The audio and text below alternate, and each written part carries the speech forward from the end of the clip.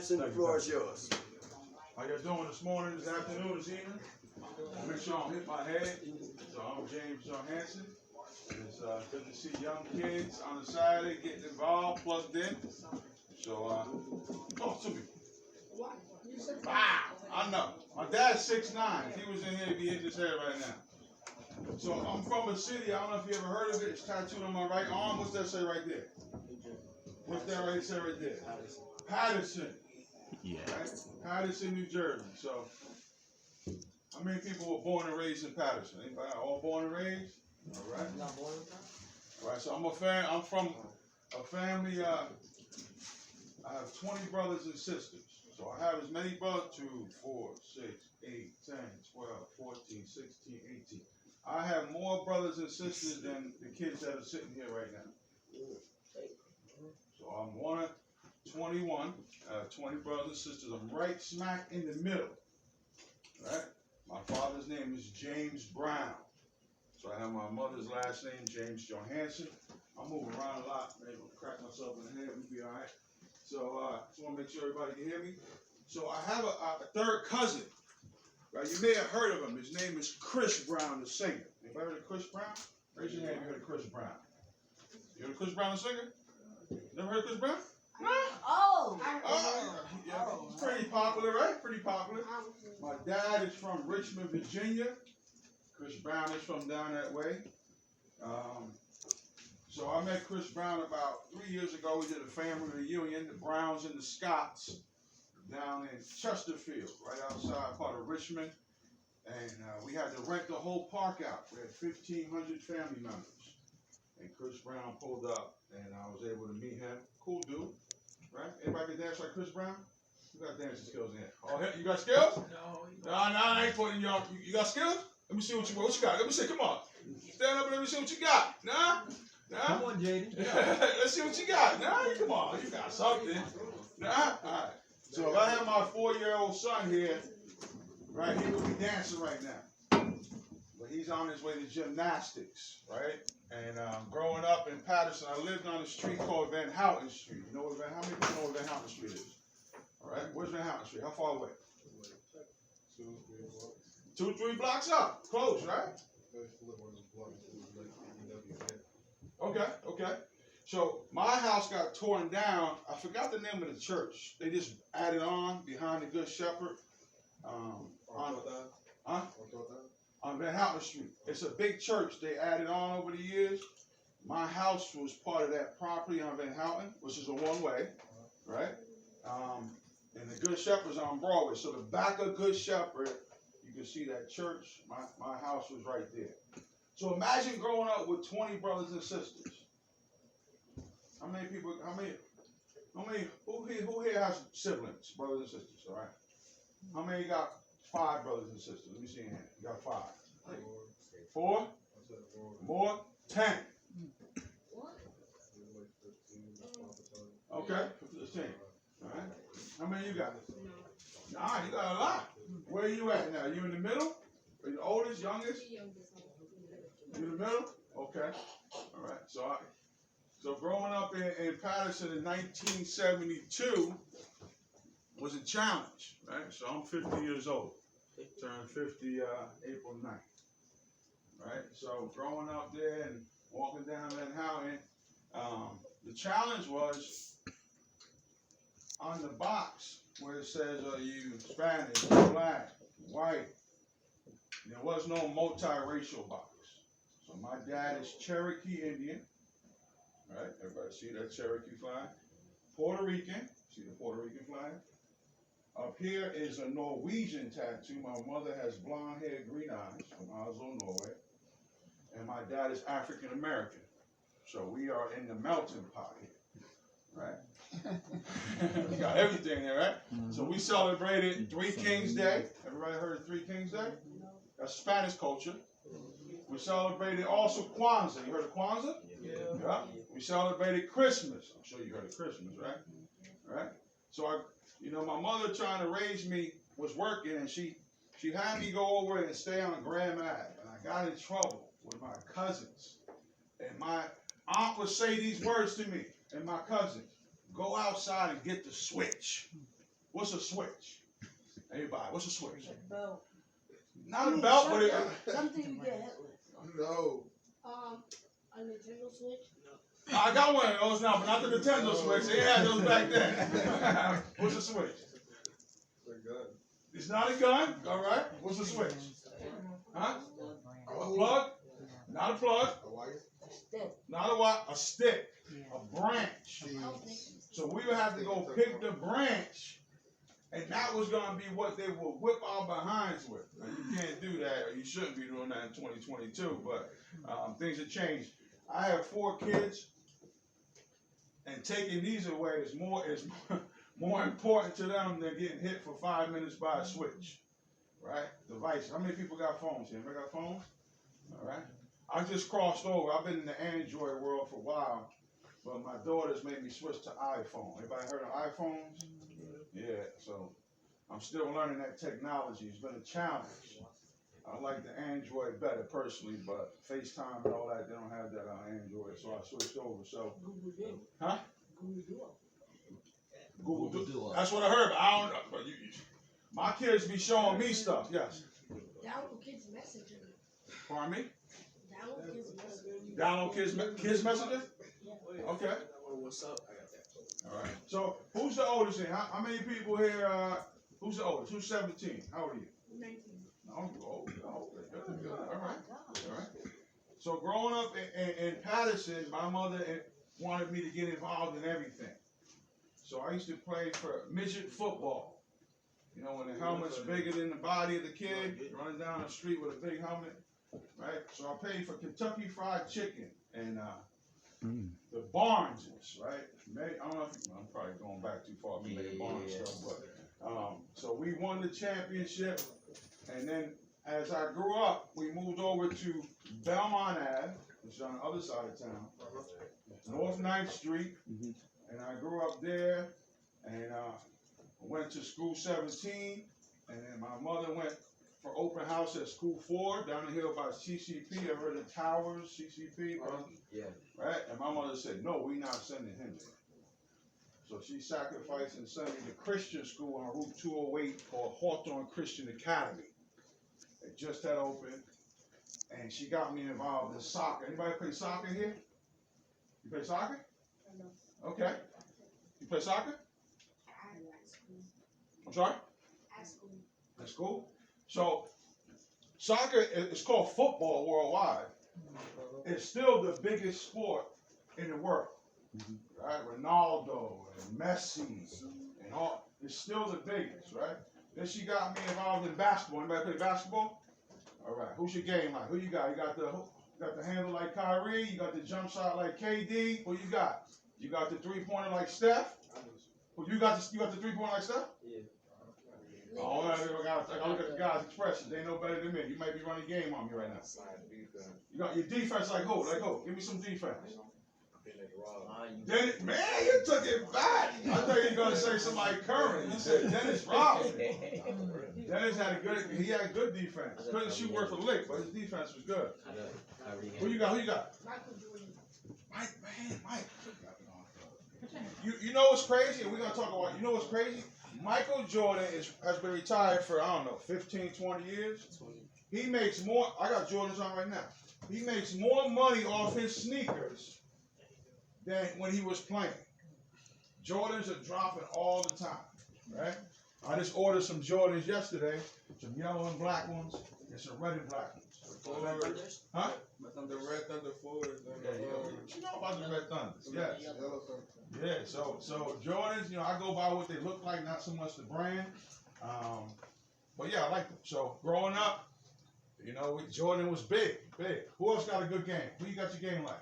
Kobe. Kobe, ready, rest in peace. Who you got? Kyrie. Got the handle? Yeah. Nope. No, he got the handle? That's not mine.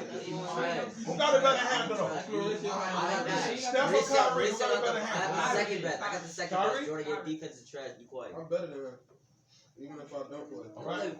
Who's your game like? I know you're between the sandwich. I know we tearing it up. Get it in. Huh? KD. I mean, I was going to buy some KD. Who's KD? Who's that? Kevin Durant. I'm a little salty. I'm a little salty, right? I'm a little upset, right? I remember when the Nets played, I'm going back, in Brendanburn Arena in the Meadowlands. Then they came to Newark, right? And I said, man, they got hockey, the Devils, and they got the Nets at the stadium, Prudential Center. And then the Nets left and went to Brooklyn. The Giants play in New Jersey. They're called New York Giants. The Jets play in New Jersey. They're called what? New York Jets. We got nothing but Devils hockey in New Jersey. And the Generals, remember, I don't even know nothing about the Generals, but, right, so we need some Jersey teams, right? We need something to be playing in our property. You should have something that says New Jersey. But that's just my own pet peeve. Yes. What about John Morant, Trae Young, Jimmy Butler, and Giannis? Okay, they are nice. What you think about Giannis? What's he known as? The Greek Freak. He's a beast. Who else you said? John Morant. John Morant. John Morant just came out and spoke how through what he was going through, he felt like giving up and committing suicide. Yep. And now he's turned his life around. Who does he play for? Grizzlies. Huh? Grizzlies. Oh, I'm sorry. Not John Morant, the other guy. Trae Young. Nah, he went to the Jimmy Butler? Clippers. He went from the Butler? Clippers. Huh? John Wall. John Wall spoke about that. Yeah. He plays for the Clippers now. They're gonna be nice. They're getting the glove. What's his name? Kawhi. They're getting him back. And, so they're gonna have a good team with Paul George. Anybody else? How about the ladies? Who your game like, ladies? You gotta go to the courts. Nobody? Your ball? I play football. Huh? I play football. Who you play for? I play for He just said called Eastside? it. May you rest in peace, man. I'm a Kennedy fan. Other side. Kennedy never could beat us. I know. But when I grew up, right? So I went to school, right, in Hawthorne Christian. Everybody heard of Hawthorne, New Jersey? Hawthorne? Right, I went to Hawthorne Christian. So I would have my school friends, and I would come home, and I got caught up in the lifestyle, right?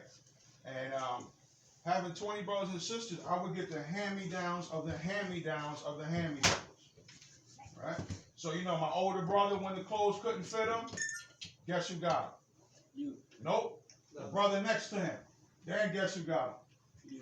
Me. And when you're young, you really don't fashion. Like my 4-year-old, he can wear anything. But when you get older, you start recognizing fashion, right? And what things you wear. Like you got the Nike hoodie on, right? I got the Champion on. Champion's a classic. Just bought it right now, just threw it on, right? You start notice fashion, right? How many people notice fashion? Right? You recognize what you wear, right? And the saying is keeping up with the Joneses. I still haven't met the Joneses. I don't know who they are, but this society will have you always trying to get something new and always trying to chase after stuff, right? What just came out? What iPhone just came out? 14. See, you all know. The 14. This is the 13. Right? So this is my company phone. I own 3 companies, 6 houses, 150 employees, but we'll get to that later.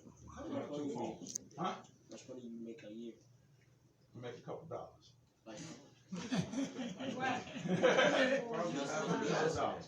We don't do it. We don't chase money. Money will come. Right? So, growing up, I started learning about fashion. How old were you when you started recognizing designer clothes? 10. 11? I was around 13, 14. That's when I was. You were around that time? 13. And I said, hold up. I'm starting to notice, and my family had no money. So I went on New Year's Eve with my best friend. He said, come work with me. I said, man, I need money so I can get fresh. How many people like getting fresh? Putting stuff on, looking right. So I went, that's what you call it now. Drip. That's what my kids call it. All right, so I went and worked on New Year's Eve at a place called the Brownstone House. You ever heard of the Brownstone House? Yeah.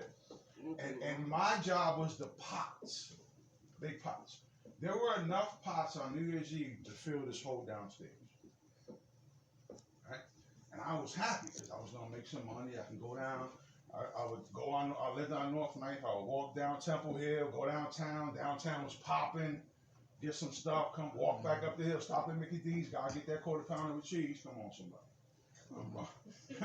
With that soda and them fries, walk back up the hill. Right? And so I would work at the Brownstone House. That's why I learned how to cook, right? That the Italians don't call it sauce, they call it gravy, I think of gravy, I'm thinking the stuff you pour on mashed potatoes. But really, red sauce that they make, the Italians call it gravy. So I worked there for several years, started getting involved. They had a thing, a lever, and people would put pictures under that. Now I'm in soccer, I'm in basketball, I'm doing all this other stuff. And I found out it was called beer, right? So I started trying it. I like how it made me feel. I was in and out of sports, getting in trouble, finally in 11th grade, halfway through, I got kicked out in fighting. And I had to transfer to Kennedy High School. Now all my people I'm hanging out with outside of school are in that school. And the saying I always say is bad company corrupts good character. And you could be raised right? You could be doing right, but if you're around the people, my mother used to say, I don't need to know what you're doing. I just need to know who you're around, and I know what you're doing. And I call bad company, bad character, a drip on a rock. Eventually it leaves an indentation. So I started hanging out with people that weren't doing right, started smoking weed, started hustling. Nothing big time, small time. I'm Belmont Ave. And found myself in and out of juvie, right? The stupid stuff. Went down a couple times. I don't know if you heard of Jamesburg and Annandale, right? In and out, coming back, right? And then at the age of 19, I found myself in a full-blown addiction, where I was shooting heroin in my neck, right? And I found myself facing 4 years in state prison, sitting in Passaic County Jail. 3G3, I was the dorm, playing football on the roof. They have a basketball, I don't know if you've been by the jail, but on the top's a basketball court. But really it's football, they ain't really playing basketball, right? And I was ready for change. So, the program came through, the judge at that time was Judge Rothenberg, and my public defender was Laura Daddio. Right? I had no money. I was in full-blown addiction. Right? My mother would pick me up from the block on Belmont Ave, drive me down the hill to a Chinese spot called Wu Hop, like CCP and the Towers. You know, I'm telling you, these guys are laughing because they know all these places I'm talking about. Mm-hmm. And then she would bring me back to the block, right? And so as I was sitting there 19, I was getting high in jail, right? But March 20th, 1992, I made a decision in that bullpen to change my life. I went through a program in Perth Amboy called Youth Challenge, faith-based program. I finished that program, came back, gave a year back, went on to college in Florida, got a degree, 4 years degree, came back, ran that program for 10 years. And we would go around and talk in different churches. So I went to a church called Love of Jesus on Rosa Parks Boulevard. Pastor Apostle Cassius Farrell, who now has the church next to, used to be the Rainbow Motel, I don't know what it's called now. Okay. Huh? On Broadway. On Broadway. Big building, Apostle Cassius. So he was on Rosa Parks. So I'm there talking from the pulpit, and my wife is in the congregation, and I didn't even know it at the time. 5'3" Puerto Rican woman. Right? So my mother went there, my aunts went to church there. They said, oh, this lady is interested in you. I was all about helping people, all focused on helping people. I said, I'm not interested. So finally, I called her. I met her on Preakness Ave by Brook Slope Projects. I don't know if you heard of Brook Slope, right? I met her, started talking. She was from the other side of the tracks. Her father was a Passaic County Sheriff officer. My mother was a Bergen County prosecutor. And I said, as we look back, after 20 years of marriage, I've been married 20 years with her, we look back, I said, what got you? Was it my shark skin suit? Back then, those were the shiny suits you would rock. Was it my charisma? Was it the cologne? She said, no, baby, it was your eyebrows. I said, my eyebrows? I don't do nothing with my eyebrows. But I said these words, whatever got you, right? So we began to transition 10 years from Youth Challenge, where I still speak at every month, over to Damon House, the only free drug rehab in New Jersey, which started on Market Street in Paterson 50 years ago. That's in New Brunswick, New Jersey now. So I have 64 clients in the rehab, and I'm a clinician.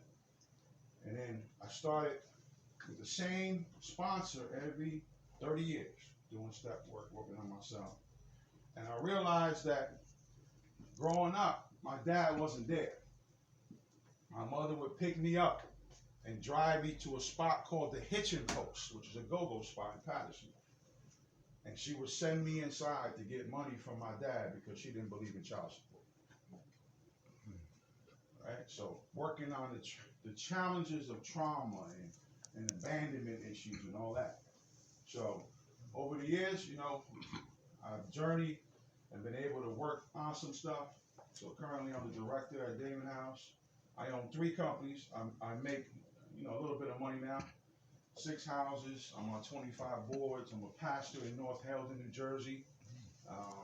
Have 4 grants for Paterson, where we'll be helping people in the community. Work with some of these amazing people here, and it's all about helping. So I really want to lift something up to you, right? I work a lot with the Juvenile Justice Commission, JJC, right? And we are trying to work on prevention and rehabilitation over punishment and incarceration. And being a minority, mass incarceration, right? We are profiled, right? I cannot go certain places without getting pulled over because of my skin. That's facts. So what are we being? We're being a voice to the voiceless. We're saying, look, the money you're putting in, because it costs $70,000 a year per inmate for them to be locked up. Let's put that in rec centers. Let's put that in activities for the community, for the kids. Let's get them involved and prevent them from going down the road before they get there. So let's be proactive instead of reactive. And that's why I love this. I live in Middlesex, New Jersey. Middlesex. I just drove 45 minutes to get here, right? Because I believe if we can train up a child in the way that he or she should go, when they're old, they won't depart from it. And I love this type of work, right? Talking to you guys, letting you know that, look, you don't have to go down the road I made. I did, right? Let's open up more programs for the young people. Let's get them involved, because idle time is the devil's workshop. That's right. Getting you plugged in and stuff, getting you involved.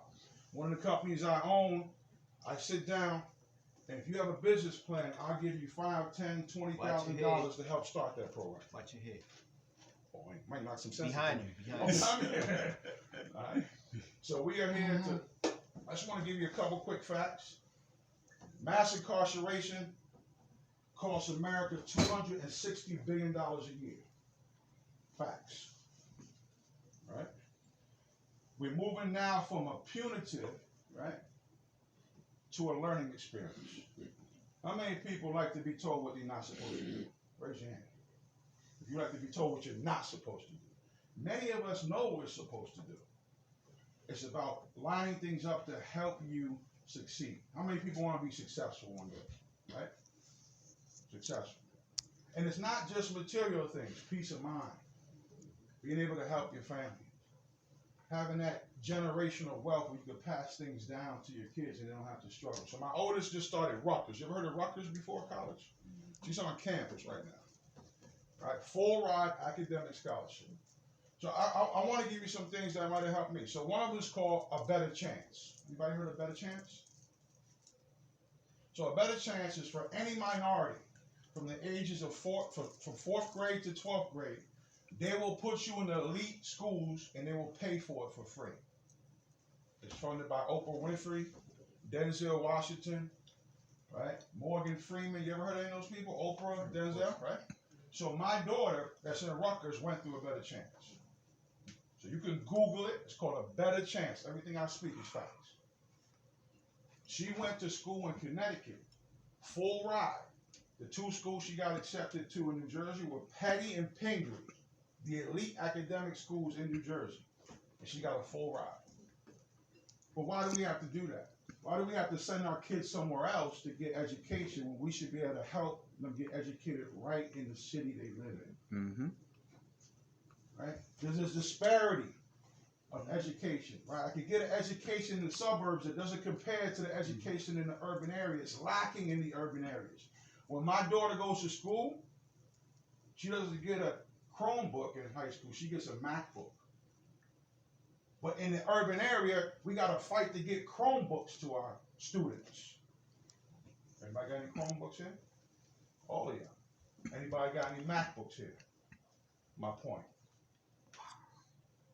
Right? We need to have the same level playing field to get the education for you people in the urban areas. I'm from Paterson. The education I got in School 17, education I got in Kennedy, was not the education they were getting in the suburbs. We need to raise the bar. When people are leaving the city, we need to stay in the city and make a difference. And be a change agent so that you can have a chance like everybody else. Because if not, the playing field is not the same. And then the temptation. I'm on Van Houten Street as a young kid. I'm coming out, they selling drugs. You know what Van Houten Street's known as. You may not know. The woman of the night walk up and down Van Houten Street. It's known as something. Across the street from the library. Yeah. Right. So we're walking out, we're in the environment, and then the dads may not be there, and the finances might. It's a struggle just to be able to make it. And then the environment. But I encourage you today, you don't have to be a product in your environment. Right? Places like this, get involved, get into. I wish I was the nerd in high school. I wanted to be the cool kid. Anybody want to be the cool kid here? Oh, you raising that? Cool kid, right? Want to fit in. Oh, you are the cool kid. All right, I'm back. Right? There's nothing wrong with being nothing cool. wrong with being cool. Nothing wrong with being Nothing cool. wrong with being cool. Just don't compromise and fall prey to try to be cool. Right? So I got a quote I want to give you. Why are you trying to fit in when all along you've been meant to stand out? Stop trying to fit in. Right? I gotta smoke a cigarette because my boys are smoking. I gotta smoke weed, kush, perk, sour, haze. I gotta do this. You are unique. Turn to the person to the left of you and say, you're unique. You're unique. You're unique. You're unique. There's only one of you. Yes. There's only why are you trying to fit in when all along you've been meant to stand out? You got visions, you got dreams, you got goals, you got ambitions. Why can't you do it? The world is yours. It's limitless. So I want to encourage you. Do what you need to do. Stay focused. Idle time. How many people like to read here? I'm reading a book by Rick Ross. Who heard of Rick Ross? Raise your hand. Right? He's a brand ambassador. I may not believe in all the stuff he does, but his marketing scheme is second to none. I was just with a guy, you may have heard of him, called DJ Envy. Where's he from? What radio station? 105. I was with him and a guy called Caesar Pena. Caesar Pena is a convicted felon from Paterson. He owns 3,000 doors. I said, what's a door, Caesar? He said, that's 3,000 apartments. He owns 3,000 apartments from Paterson, convicted felon. I said, I want to learn from you. Teach me. I only got 6 ounces. You got 3,000. Put me on game. So we are here to let you know there's a better way. You don't have to go the same route we did. Prevention, right? Do what you need to do. Be you. You're unique. You got dreams, goals, aspirations. Don't let nobody stand in your way. I wish I was unique. I now realize I was unique, but back then I thought I had to fit in. So we're excited today for the opportunity to give you some encouraging words, right?